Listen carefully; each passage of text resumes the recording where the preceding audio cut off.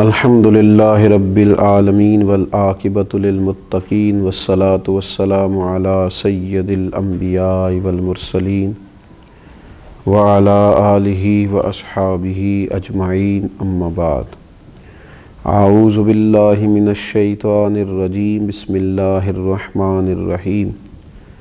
ذرہم یأکلوا ویتمتعوا ویلہہم الامل فسوف یعلمون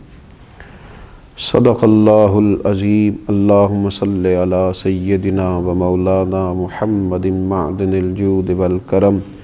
وآلہ وصحبہ وبارک وسلم الصلاۃ والسلام علیک یا سیدی یا رسول اللہ وعلی آلک واصحابک یا سیدی یا حبیب اللہ۔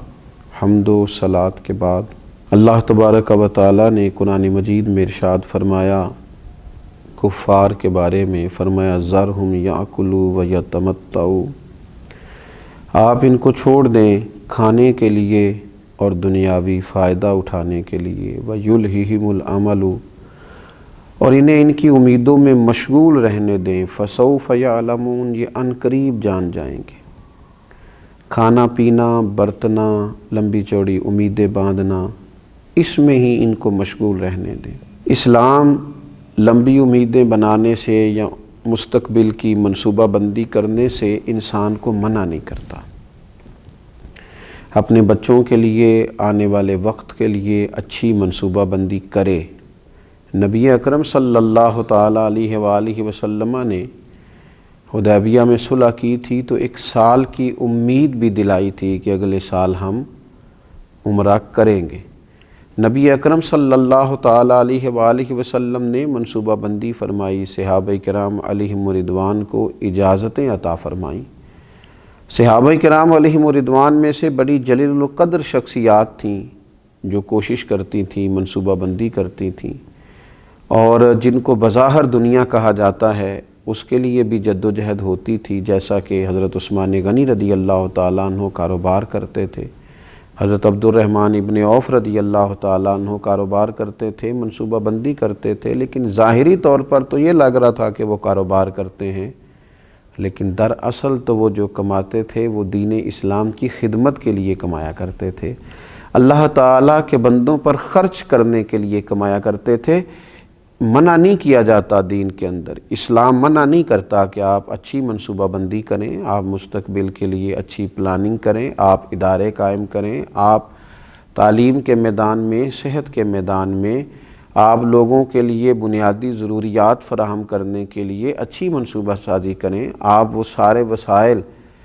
جس کی دین کے اندر اجازت اور گنجائش ہے اور جس کا انسانوں کو فائدہ ہو سکتا ہے اور انسان جن سے فائدہ حاصل کر سکتا ہے وہ سارے کام کریں، دین منع نہیں کرتا۔ لیکن فقط دنیا میں گر جانا اور منصوبہ بندی جتنی بھی کرنا، امیدیں جتنی بھی وابستہ کرنا، پلاننگ جتنی بھی کرنا،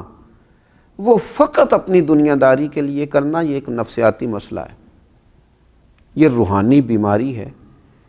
میں دنیا کیسے اکٹھی کر سکتا ہوں، میں لوگوں میں مشہور کیسے ہو سکتا ہوں، میں پیسے کیسے جمع کر سکتا ہوں، آنے والے وقت میں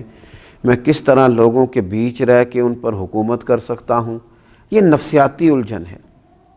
یہ بندے کو پوری طرح الجھا دیتی ہے، انسان کمزور پڑ جاتا ہے۔ انسان منصوبہ بندی کرے مستقبل کی اچھی نیتوں کے ساتھ لوگوں کے فائدے کے لیے، لیکن ایک بات کا وہ ضرور خیال رکھے کہ وہ دنیا سے جانے والا ہے، اسے رب کی بارگاہ میں پیش ہونا ہے، اسے کچھ منصوبہ بندی، کچھ کوششیں، کچھ کاوشیں اپنی قبر کے لیے، اپنی آخرت کے لیے، قیامت کے امتحان کے لیے، اللہ تعالیٰ کی بارگاہ میں کھڑے ہونے کے لیے بھی کرنی چاہیے۔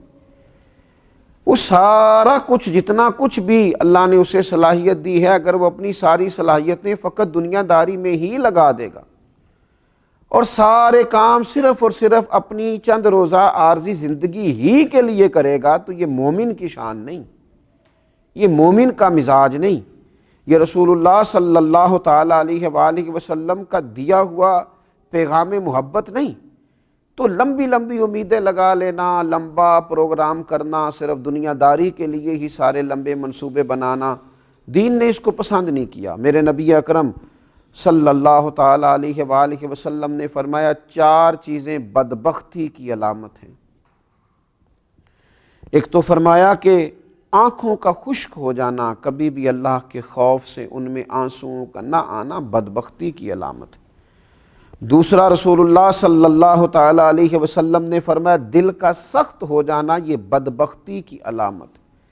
کہ تیرے دل میں کسی کے لیے درد نہ ہو، تیرا دل کسی کے لیے نرم نہ ہو، تیری طبیعت میں کبھی کسی بندے کے لیے ہمدردی پیدا نہ ہو، یہ بدبختی کی علامت ہے۔ اور تیسرے نمبر پر نبی پاک صلی اللہ تعالیٰ علیہ وسلم نے فرمایا دنیا کی ہرس میں لگ جانا، لالچ پیدا کر لینا، ہوس پیدا کر لینا، میں کیسے کو زیادہ سے زیادہ مال اکٹھا کر سکتا ہوں، یہ بدبختی کی علامت۔ یہ دیکھیے یہ کس طرح کے روحانی امراض ہیں جو بندوں کو جکڑ لیتے ہیں اور ان کی روحانی زندگی کو برباد کرتے ہیں۔ چوتھے نمبر پر میرے نبی پاک صلی اللہ تعالیٰ علیہ وآلہ وسلم نے فرمایا لمبی امیدیں وابستہ کرنا بدبختی کی علامت ہے۔ تو دنیا کے لیے مال جمع کر، دنیا کے لیے اسباب پیدا کر، تو دنیا کے لیے کوشش کر، پر یہ بھی تو دیکھنا تو نے دنیا میں رہنا کتنا عرصہ، یہ بھی تو دیکھنا کتنے لوگ تھے جو چلے گئے، کتنے لوگ تھے جو اپنا وقت گزار گئے۔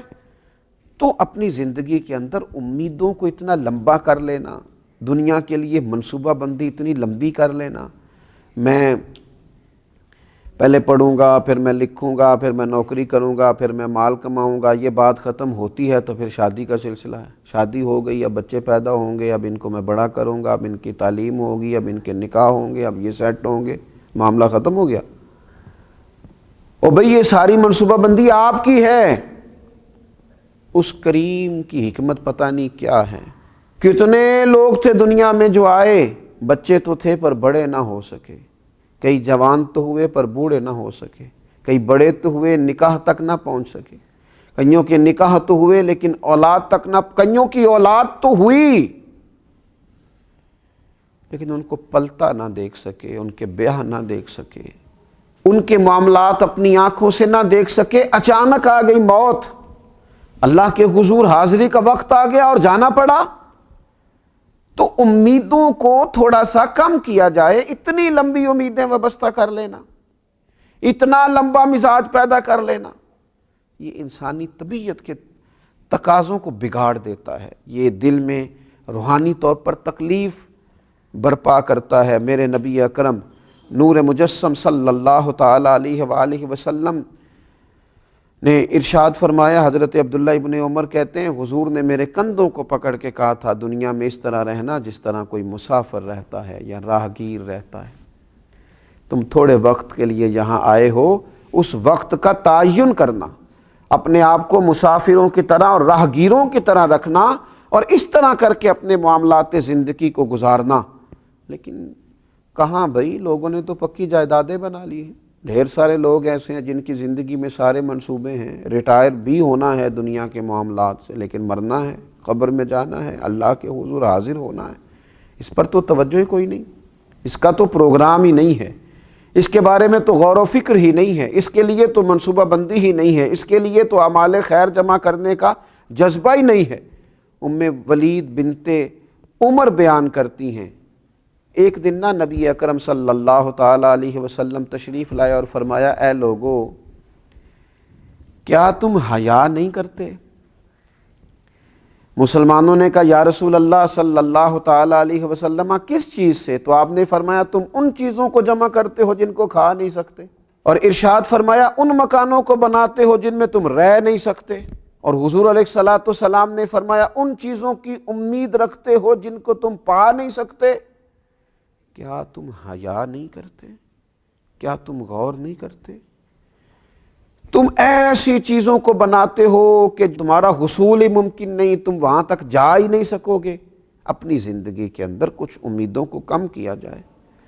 کچھ تھوڑی سی تیاری بھی کی جائے، کچھ جانے کا بھی پروگرام بنایا جائے۔ اللہ کے رسول صلی اللہ تعالیٰ علیہ وآلہ وسلم نے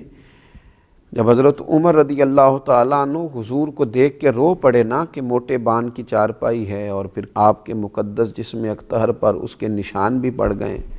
تو حضور علیہ السلام نے فرمایا تو عمر ہم دنیا میں تھوڑی دیر کے لیے آئے، کیا تم پسند نہیں کرتے کہ یہاں ہم تھوڑی تکلیف برداشت کریں اور آخرت کی ساری سعادتیں اللہ ہمیں ہی عطا فرمائے؟ تو تھوڑا سا اپنی دنیا داری کے معاملات میں امیدوں کو کم رکھنا، یہ ذرا روحانیت کو مضبوط کرتا ہے۔ انسان مضبوط ہو جاتا ہے ذہنی طور پر، فکری طور پر، اور تھوڑا سا ذہن کو آسودہ کر لیتا ہے اگر یہ ذہن بن جائے تو، ورنہ ساری عمر بڑھاپے تک مال کی ہرس، ہوس